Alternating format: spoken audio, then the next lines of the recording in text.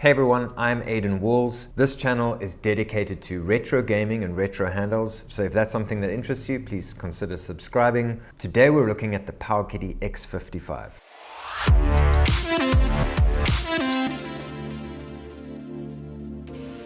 Now, there's a little bit of drama around this device. It has been shipped to a bunch of reviewers with a poor, dimly lit screen. The performance was quite lacking in this device, but with better firmware, which apparently it will ship with, it's going to be better. And also, Go Game Geek provided me with this device. It's the first people who have actually shipped a device to me to review it, so thank you, Go Game Geek. I've got links below to purchase this. If you purchase it, you will get the better screen. So, it's a little bit sketchy, but because now I can't test that screen for you, but they do assure us that the better screen will be shipped. At the end of the day, firmware improves the performance, so the performance already isn't a big issue with this device, and the screen is going to be better when you buy it. This is a device that I have been very excited about. The Powkiddy RGB10 Max 2, I think it is called, is the device that I really wanted because I feel like there is a great space in the market for an affordable big screen device. And this is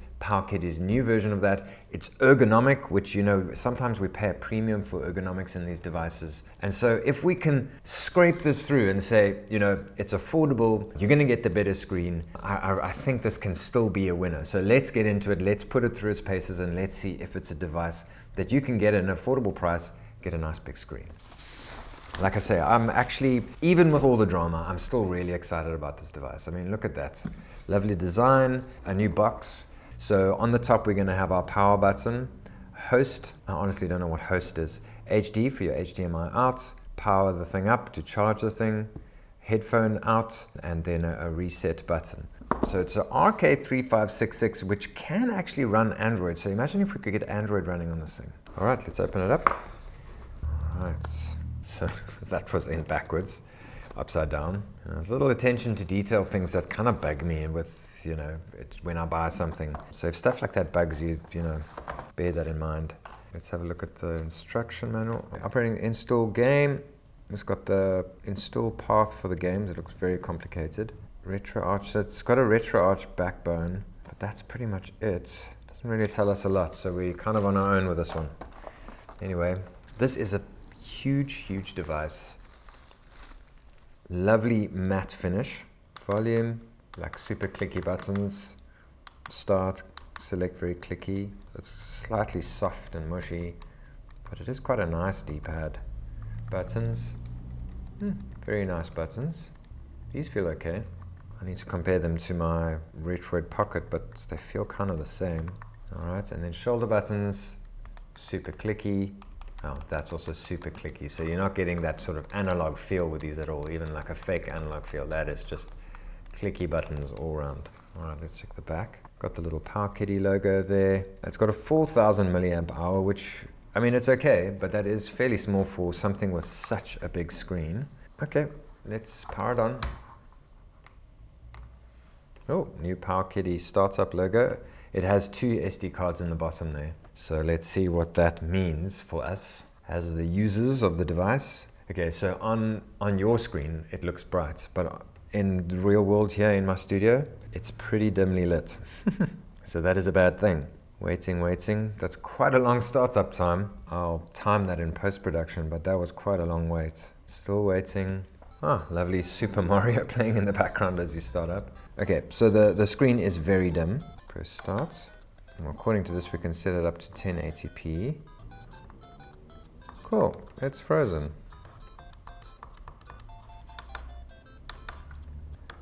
So volume up is here, which is just weird. Like, just logically, volume up should be on the right. Okay, Bluetooth is on. So this is unbelievably slow. This is shocking. It's just freezing the whole time, just to use the menu. Front-end music, off. Yes. Now we've got to press back and wait. All right, so let's see if I can get that screen brighter at all. There, brightness. Okay, so let's put it to its absolute maximum.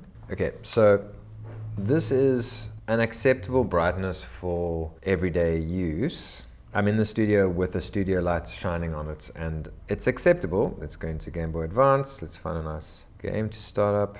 This here is so nice. And look at that, Game Boy Advance on this massive screen.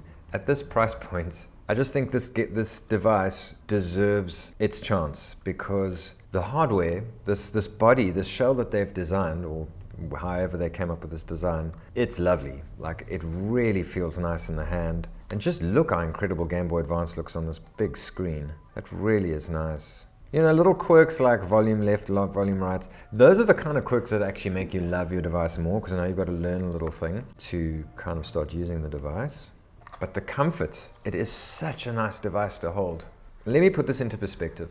I'm not 100% sure what the price on this is going to be, but the Retroid Pocket 3, you know, with shipping came to me at $200. If they can sell this for $110 maybe, it really is going to be worth it. So it's interesting so far. My thoughts so far are, you know, if the price on this can be competitive, they can get a huge chunk of the market, because it's more comfortable than the Retroid Pocket 3 Plus. I think the screen is bigger. I'll confirm that in post-production. The controls so far, just using it, are really nice. Obviously, your shoulder buttons are very clicky, which when you're holding it, you feel like it's a premium device. And then you press the shoulder buttons, you realize, oh, this is a cheap device. The thing that I've wanted since I started making these videos is an affordable big screen device. You know, some people, the main thing they want is just a really nice big screen, and this gives you that. Let's go out and let's try a few hard to emulate games. So they've put mostly the easy to emulate Dreamcast games in here, but Crazy Taxi is a game that plays fairly well on this chipset, but this is Crazy Taxi 2, and it does stutter on some devices, so let's just see how it plays, because everyone says the performance is shocking on this device. There, suddenly the screen has got dimmer. The screen is acceptably bright, but it's not very bright. If you play this outside, it's just not going to work very well, or, you know, in a bright room. Okay, there suddenly you can see the resolution. So let's actually, I've increased the resolution to 1080p. Let's see what that does. So I'm sitting away from the table looking at an angle. The viewing angles are shocking. Like, now it's just super dim for me. So the screen definitely needs to be brighter. And once I've finished this initial unboxing and first impressions, I'm going to install, I think unofficial OS is available for this. I'm going to install it and immediately see what the improvements are. So I increased the resolution, but you can see the resolution hasn't improved really. I saw the title was struggling to play now, it was stuttering. You know, we can go into something like the core options. You see, it's already struggling with performance, but we could increase the resolution, but I think it's going to make this device struggle with the current configuration. Auto frame skip, let's put that on normal. Frame skipping, let's just put it on 1. This does have a widescreen sheet, so I'm going to put that on. Let's go resume. I've increased the resolution now, so as I can see the resolution's better. It's already stuttering. Okay, well, Crazy Taxi seems to be working fine, so let's sit again. Got quite a few PSP games on here, and you know, PSP does work fairly well on the RK3566 chipset. It's not the best. So what could happen is you could, you know, hopefully Secure Modding comes up with some PlayStation buttons, and you could mod this to be a little PSP device. Okay, well, Assassin's Creed's playing fine. So this game pretty much struggles on everything apart from the T618 chipsets, which is a higher chipset to this. Game requires rendering mode to be set to buffered. Okay, so let's go to game settings. Oh, it only has Vulkan. OpenGL, we can't do Vulkan on this. Okay, so it's set to buffered, but I don't know, that's gonna make it slower, so I'm not sure. Anyway, let's continue. It's already struggling. The buttons aren't set to PlayStation mode, which is weird. So I'm looking at the graphics. I've kind of tweaked the settings just a little bit, and it's looking alright. If you can play God of War on this, that'd be cool. Yeah, the screen is very dim. Like I'm wanting to set it brighter. Okay, well, it doesn't look great, but it's working. It's not super smooth at 1x resolution on this big screen. So you know, this is not Retroid Pocket 3 Plus levels of performance, but it is good. Well, not good, it's acceptable. Like, I you know, if I knew that my device was a bit cheaper and, you know, I get to play, I get nice color on a big screen, it is enjoyable. It's not stuttering so much that I can't play it. So God of War is playing, so I'm not sure, maybe this thing's been updated. The screen is dim, but it's acceptable. But let's see, maybe it'll be better if I update the firmware. Let's go down here. Yeah, I gotta say, the comfort levels of this thing is just really high. It's such a comfy device to play. I really wish my Retroid Pocket 3 felt like this. And it's very light, but I mean, that's also sometimes a good thing, you know? Okay, so I've done a bit of a test now. I'm not sure. I'll confirm on the screen now. Go Game Geek are going to get back to me if this is the updated screen. If it is, it's not super bright. Maybe Retro Breeze one was just horrifically bad. This is acceptable for indoor play if you're using it inside, but if you are a sort of person that takes it with you on a train or whatever and it's bright, this is not going to be an acceptably bright screen. The performance is definitely better on this version that I'm testing compared to the one that other reviewers have complained about. So that's a big plus. The negative is I'm waiting for Go Game Geek to get back to me, and I'll let you know on the screen what their answer is compared to what I'm saying right now. But if the performance is better on here, that means that maybe I have one of the newer versions, which means that this screen might be the new screen, which is still not very bright. Because when I watched Retro Breeze's video, this does seem to be brighter than his copy. I'm not sure. We'll have to just kind of, the jury's out on that. This was acceptable. I tested this at the window of my office with sun coming in, and it was acceptable usage, but this will not be a device that you can use outside. I would say, had I not known about it, I wouldn't have made such a big deal about it in my video. So let's put it that way. I would have said, you know, it's not the most bright screen in the world, but it is a really nice screen. And I do want to say that this is a lovely screen. It's very pleasant to look at. Now, the next question I get asked a lot online is because people get frustrated. They go, you know, why are you going through all this trouble of installing custom firmware, all that nonsense? Can I just use it as is? So on the one hand, it kind of points out how great custom firmware is. On the other hand, it points out how frustrating it is with these manufacturers that we have to use custom firmware to make their product work properly. So for instance, if we go in here, every single time I've shut this device down and started it up again, I have needed to go here, and I've already turned it up, but it's defaulted to 70%, and I have to turn it up to 100%. You know, I don't think I would want to use this device at 70%. Let's just have a look. You know, indoors, that's fine, but if I'm taking it out or whatever, I want that to be at 100%. So that's frustrating, and there's a few little things in the menu that didn't change that didn't save after I restarted the device. When I finally get, it does tell me that there's an update available, but I'm a bit nervous to go there. So here's updates, and if I go start update, it says you are currently using version 4.5. Do you want to update to version ? No, I don't want to update to version ? because that's very confusing. And then if I go here, there are no themes. It doesn't download the themes from the repository. So there's a bunch of things that are a little bit irritating with this. You know, if I go into setup and I go to this YouTube search, it sounds like a cool feature, but if I try to use it, the screen just goes black and then it goes back to the options menu. So that's frustrating. However, if you do want to buy this and use it as is, it definitely can be used as such. There are a few quirks. Like I say, you need to increase the brightness every time you start it up, but all your games are here. It's got a very nice theme. It's very easy to follow, very easy to understand. You can quickly get to a game. If you go into a game and you want to create a favorite, you go here and you press and hold X. So if I press and hold it again, it switches it off. Now it's a favorite. So that's how you favorite things, and that will, in a device like this, that's how I recommend you start to formulate your favorites. You know, you start to build your list of favorites, because you're going to end up with so many games on here. So everything is listed very nicely, and it's a very well laid out system. It's emulation station, so you really can't go wrong there. So you can use this as it's given. Okay, I quickly want to do an audio test. That's something that a lot of people ask. So just bear in mind that this is a quick first look, just because I was very excited about getting this device and I have mixed feelings.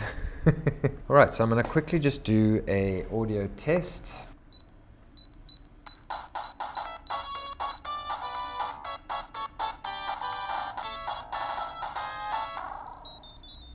All right, that was at full volume. So now we're going to do exactly the same.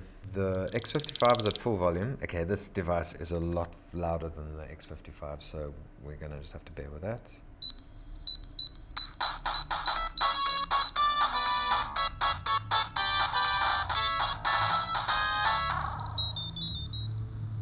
So we can check that in post, but in sort of summary, just listening to it in the studio, this definitely is a little bit sharper. Let's listen to it again.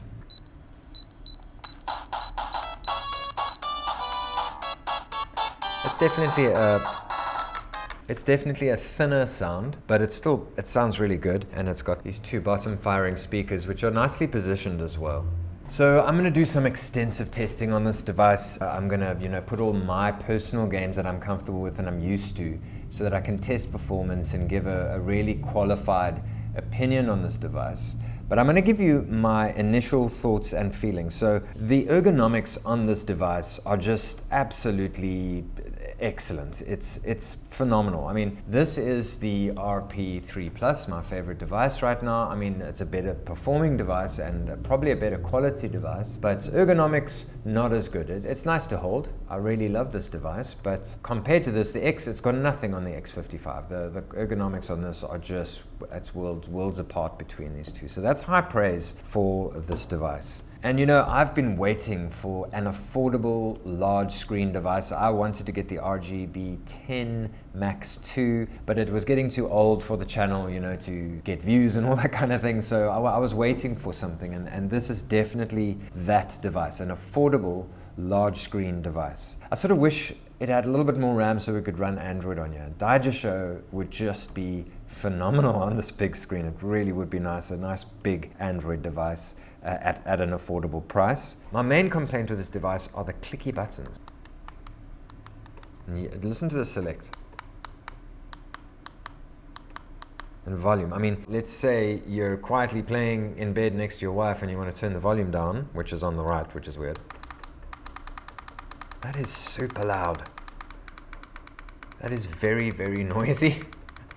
Yeah, so I don't like that about it. It's just frustrating. And another little quirk that I find with Linux is that you can't connect Bluetooth headphones. If it was Android, you could connect the Bluetooth headphones. This feature doesn't exist at the moment on any of the Linux systems. I stand to be corrected, but I don't think that exists yet. So, this is retailing for 130 Rand at Go Game Geek. You can check out the link below if it does already interest you, if you're kind of like, screw it, I'm just going to go for it. Compared to the Retroid Pocket 3 Plus, which is $150. I don't know how they do that, but the problem with the Retroid Pocket 3 Plus is that shipping to my house is $50. Whereas this, anything from free to about $12 shipping, so that's a $40 saving. You're getting a knock-on performance. This is a lower performing device, but you are getting a big boost with the big screen, and it's very ergonomic. So, but it is chomping on the heels of this, and this is a tough competitor to beat.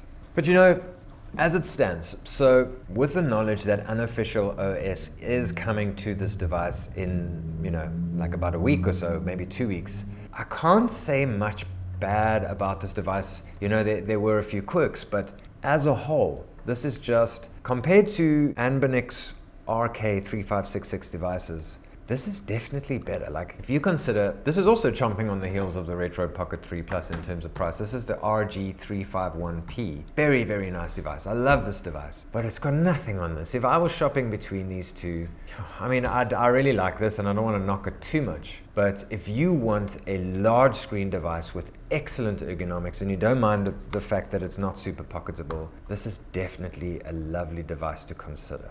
Thanks so much for watching. Please subscribe to my channel. See you in the next one.